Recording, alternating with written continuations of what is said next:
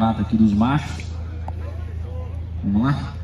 Onde, assim como no início, a gente sempre prioriza os animais de melhor gesto, melhor dinâmica, melhor montado, melhor adestramento. Então aqui, sem sombra de dúvida, o cavalo da primeira casa foi o animal que referenciou aqui o nosso campeonato, foi o destaque absoluto aqui. O segundo e o terceiro aí disputando por essa casa, onde cada qual com sua virtude, e o terceiro e o quarto aí já partando aí o grupo da cabeceira. Mas ainda assim a gente entende no comparativo aqui do Pampa em relação ao Tordilho da quinta casa, sem dúvida, hoje o quarto cavalo já leva vantagem, principalmente aí pela amplitude do movimento, leva vantagem pela distribuição do seu sistema de apoio, leva vantagem sem dúvida também aí pelo recurso da apresentação, o cavalo da quinta casa carecendo um pouquinho mais do ritmo da apresentação, aí do condicionamento. Então hoje, sobretudo aí pela apresentação, pela associação, aí pelo ritmo, a opção se fez favor do cavalo da quarta casa. Pode parar o quinto. Obrigado. Terceiro e quarto, aí a gente já tem uma crescente pela associação. De cavalo de terceiro,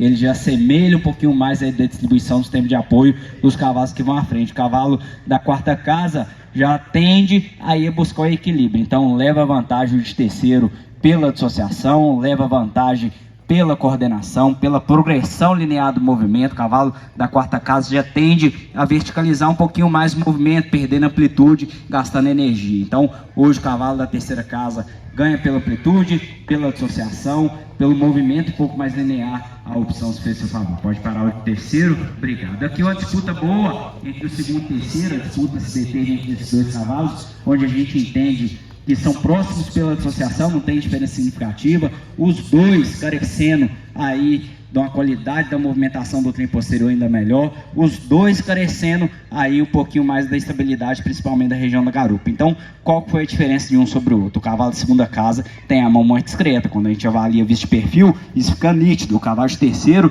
já começa a subir um pouquinho mais o movimento. Então, aqui a referência do campeonato foi o primeiro. Qual que se assemelha mais no tipo de andar, no movimento de anterior, de posterior? É o segundo. O cavalo de terceiro já começa a subir um pouquinho mais. Quando a gente tende a alongar, ele já começa a verticalizar um pouquinho mais, já começa a oscilar um pouquinho mais na região da sua espada, compensando com o corpo. Então, aqui o detalhe fez a favor do segundo cavalo, em detrimento da estabilidade, em detrimento aí da mão um pouquinho mais discreta, um pouquinho mais semicircular, e uma amplitude, principalmente quando a gente alonga, o recurso do movimento, a manutenção do gesto, a opção do segundo cavalo. Pode parar o de terceiro. Obrigado. E primeiro e segundo, aqui, que nem eu falei, foi o cavalo que balizou o nosso campeonato, onde ele soma aí todas as virtudes do cavalo da segunda casa, porém com correção do movimento do trem posterior, com estabilidade, com atitude, com adestramento. O cavalo da segunda casa já tendeu, principalmente no final da prova, a brigar um pouquinho mais com o apresentador. O cavalo de primeiro não, manteve a regularidade, começou e terminou mantendo o mesmo estilo, mantendo o mesmo gesto, mantendo a mesma potência do movimento. Por isso ele puxa a fundo. Pode parar os dois. Parabéns, obrigado.